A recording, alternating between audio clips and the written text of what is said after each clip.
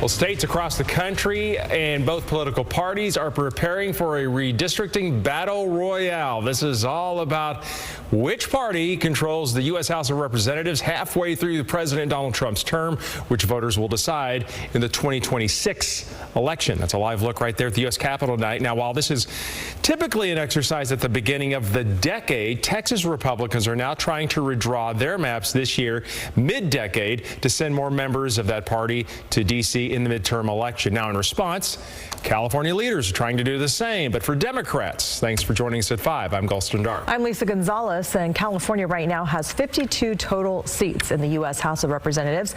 They're made up of 43 Democrats and 9 Republicans. Democrats are planning on drawing new maps that could take 5 seats away from Republicans and give them to Democrats, leaving Republicans with just 4 seats in the House. So with this effort underway, we're following up with our area Congress members. KCRA 3 Capitol correspondent Ashley Zavala joins us now with what they're saying about all of this and everything happening. Ash. Yeah, and at this point, a lot of these conversations are happening behind closed doors, and we had one air out some of those conversations today. So California, though, has had an independent citizen redistricting commission that has had this task of drawing these maps. California voters nearly 2 decades ago did not want politicians drawing lines for politicians, so they established the state's current system. But over the last several days, my sources have been saying Democrats who represent California in Congress and their consultants have been drawing California's new potential maps to help guide Democratic state lawmakers that are expected to finalize and vote on those maps later this month. Under Governor Gavin Newsom's plan, voters then would ultimately say whether this change in the process and the maps are okay or not. I caught up with Democratic Representative Ami Bera, who has been part of these conversations. Here's what he had to say about all of this.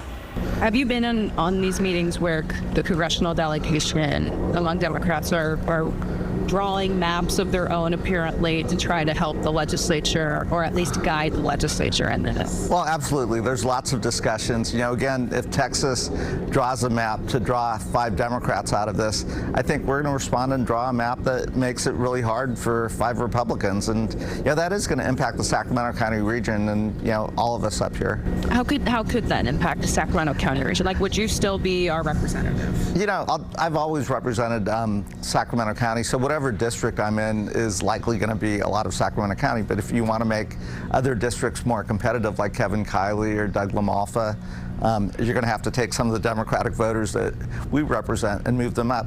Now, again, my preference would be that Texas disarms and we disarm, and we just go run a campaign on ideas and what our values are and what our vision for America is, and then we'll see how that plays out.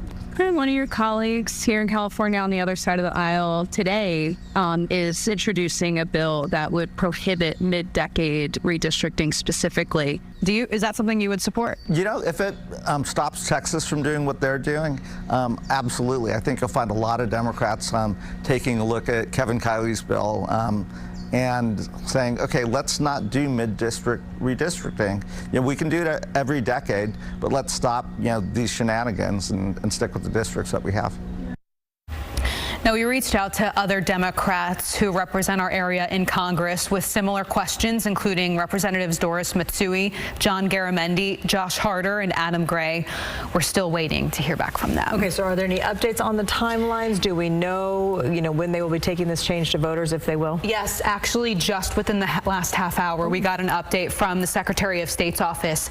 She told us that lawmakers, California state lawmakers, need to set the special election for all of this on August 22nd in order to have a November 4th special election, which is what Governor Gavin Newsom would like.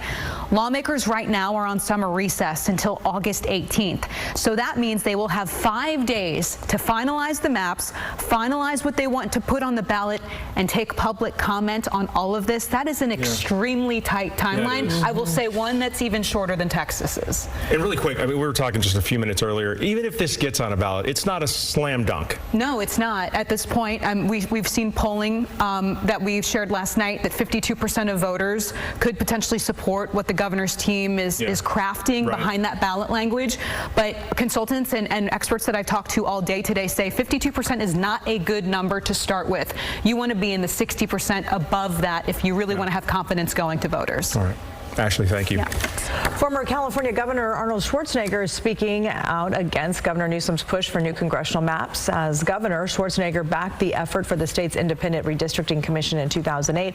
A statement from his spokesperson reads in part, quote, Governor Schwarzenegger has a 20-year history of battling gerrymandering, taking power from the politicians and returning it to the people where it belongs, and he believes gerrymandering is evil no matter who does it. He still stands by the rule we learn in preschool: 2 wrongs don't make a right. He will continue to be on the side of the people and not politicians from either party on this issue, end of quote.